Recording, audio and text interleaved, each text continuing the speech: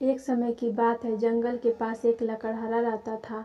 वो जंगल में लकड़ी इकट्ठा करता था और उन्हें पास के बाजार में बेचता था कुछ पैसों के लिए। एक दिन की बात है, वो एक पेड़ काट रहा था, तभी हुआ ये गलती से उसकी कुल्हाड़ी पास की एक नदी में गिर गई। नदी बहुत ज़्यादा गहरी थी और वास्तव में तेजी से बह रही थी।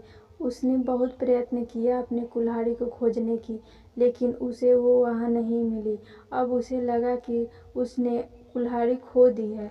वहीं दुखी होकर वो नदी के किनारे बैठकर रोने लगा। उसके रोने की आवाज़ सुनकर नदी के भगवान उठे और उस लकड़हारे से पूछा कि क्या हुआ। लकड़हारे ने उन्हें अपनी दुखद कहानी बताई।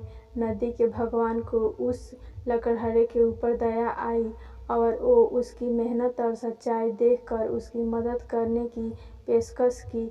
वो नदी में गायब हो गए और एक सुनहरी कुल्हाड़ी वापस लाया, लेकिन लकड़हारे ने कहा कि यह उसका नहीं है। वो फिर से गायब हो गए और अब की बार उन्होंने चांदी की कुल्हाड़ी लेकर वापस आए, लेकिन इस बार भी लकड़हारे ने कहा कि ये कुल्हाड़ी उसका भी नहीं है। अब नदी के भगवान पानी में फिर से गायब हो गए और अब की बार वो एक लोहे की कुल्हाड़ी के साथ वापस आए। लकड़ी का कुल्हाड़ी देखकर लकड़हारा मुस्कुराया और कहा कि यह उसकी कुल्हाड़ी है। नदी के भगवान ने लकड़हारे की ईमानदारी से प्रभावित होकर उसे सोने और चांदी की दोनों कुल्हाड़ियों से भेंट किया। दोस्तों, इस कहानी से हमें यह सीख मिलती है कि ईमानदारी सर्वोत्तम नीति है।